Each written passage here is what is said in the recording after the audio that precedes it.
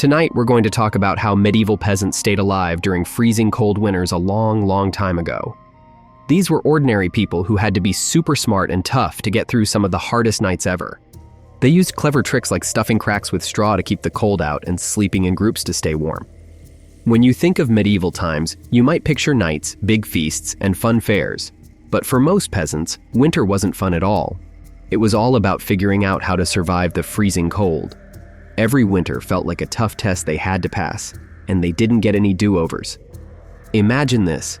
You live in a tiny little hut made of mud and sticks. The walls are so thin you could probably hear a bird sneeze outside. There's no insulation, no real windows, just a small hole covered with animal skin, and definitely no thermostat to fight over with your brothers or sisters. The temperature inside? Well, it was just a tiny bit warmer than outside.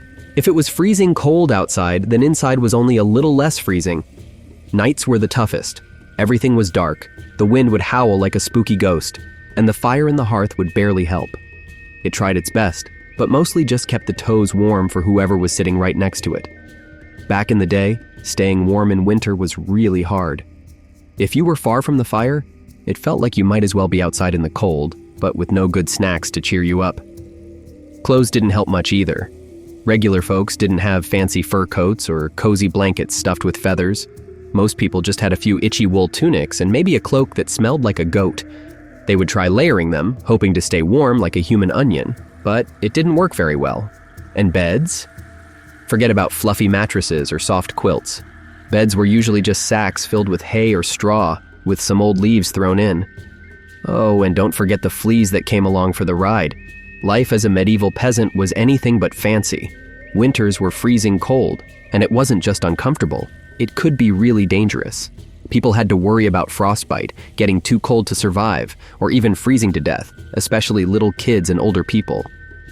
Waking up alive every morning was kind of a big deal, and definitely something to be happy about. Maybe you'd celebrate with a slightly less frozen turnip for breakfast.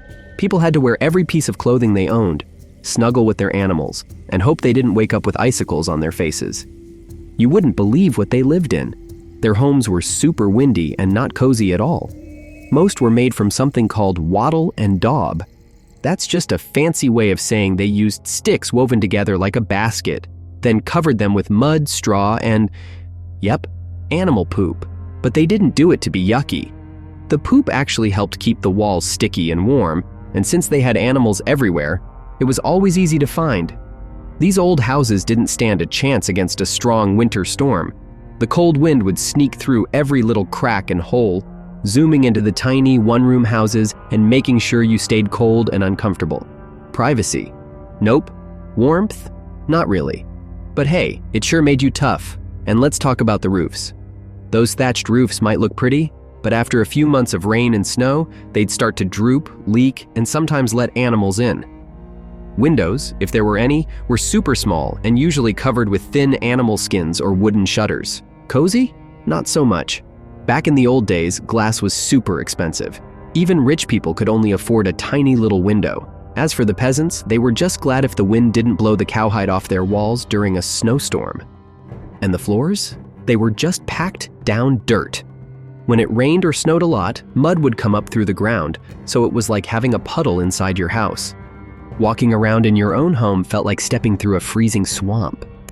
The cold came from the ground, the air, and even inside their homes. But peasants didn't sit around complaining. They stuffed moss into cracks, pushed old rags into the drafty spots, and stayed close together to keep warm.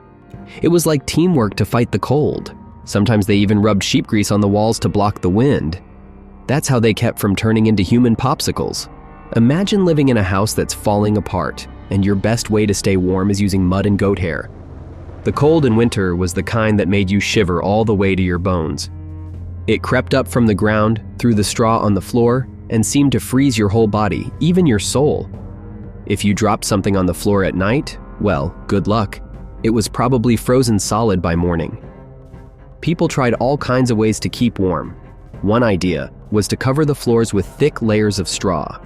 If you had enough straw, or maybe borrowed some from a neighbor's field, you could make a decent barrier to keep out the cold. But straw had its problems.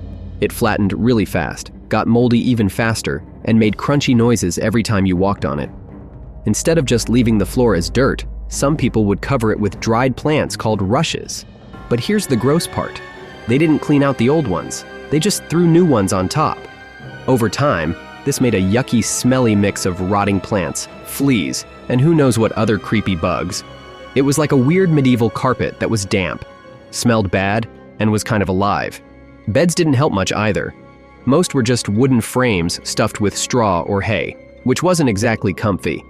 Instead of comfy mattresses, people had layers of straw or hay that poked and shifted around.